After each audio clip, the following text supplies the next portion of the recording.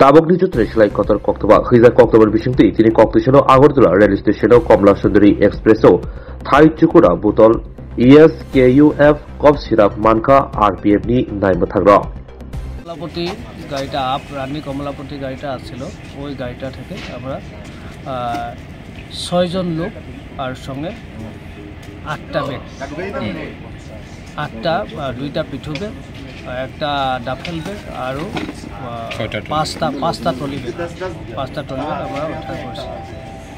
কিভাবে খবর পাইছেন? এটা আমি প্রি ইনফরমেশন পাইছিলাম যে কিছু কন্ট্রাব্যান্ডের জিনিস 1 ঘন্টা আগে খবর পাইছিলাম আমি মোটামুটি কিছু কন্ট্রাব্যান্ড জিনিস ওই গাড়িটিতে আসছে। কোথায় থেকে কোথায় যাচ্ছিল এগুলো? কোথায় থেকে কোথায় যাচ্ছিল এগুলো? এগুলো আছে ওয়েস্ট বেঙ্গল থেকে, বিহার থেকে, ওইখান থেকে এদিকে আসছে। আপনার পরিচয়টা? আমি OC RPF inspector RPF Deepak Dutta. Thank you. Actually আপনারা জানেন আগরতলা স্টেশন থেকে এখন দৈনন্দিন বাইরের ট্রেনগুলো আসা এবং যাওয়া করে প্রতিনিয়ত।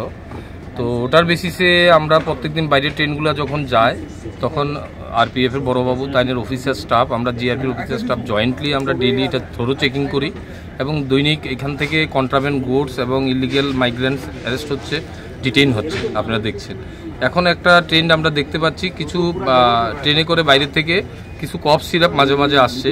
তো এখন বাইরের থেকে যখন ট্রেনগুলো আসে তখন আমরা এগুলো থ্রো চেকিং করি।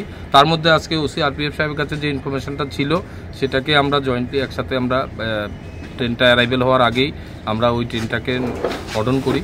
কর্ডন করার পর সাসপেক্ট আমরা 6 জনকে আমরা ডিটেইন করতে পেরেছি। তাদের ব্যাগ, যে ব্যাগগুলা বলেছে আপনাদের, এই ব্যাগগুলা আমরা তল্লাশি করে এগুলোর থেকে সাসপেক্টেড ফেন্সিডেল কফ সিরাপ আমরা পেয়েছি প্রায় 970 বোতল 8টা ব্যাগের মধ্যে। তো এগুলা নিয়ে আমরা এগুলা সিজার করেছি। সিজার করার পর আমরা একটা এনডিপিএস কেস নেব। তো কেস নেওয়ার পর দেখব এখানে যারা অ্যারেস্ট হয়েছে তাদের মধ্যে আমাদের গোয়ালা বস্তির একজন ছেলে আছে, সেও বিহার থেকে এসে এখন পর্যন্ত কনফেস করেছে। বাকি যারা অ্যারেস্ট হয়েছে তারাও বিহারের বাসিন্দা। তো আমরা তাদের পুলিশ রিমান্ডে আনবো, আনার পরে আমরা জয়েন্টলি ইন্টারোগেশন করব, করে এখানে লোকাল এখানে কারা কারা আরও ইনভলভ আছে এবং কোত্থেকে কন্ট্রাব্যান্ডগুলো বোর্ডিং হয়েছে এবং কোথায় যাবে আর কারা জড়িত আছে এগুলো আমরা বের করব এই কেসের ইনভেস্টিগেশনের মাধ্যমে। Thank you.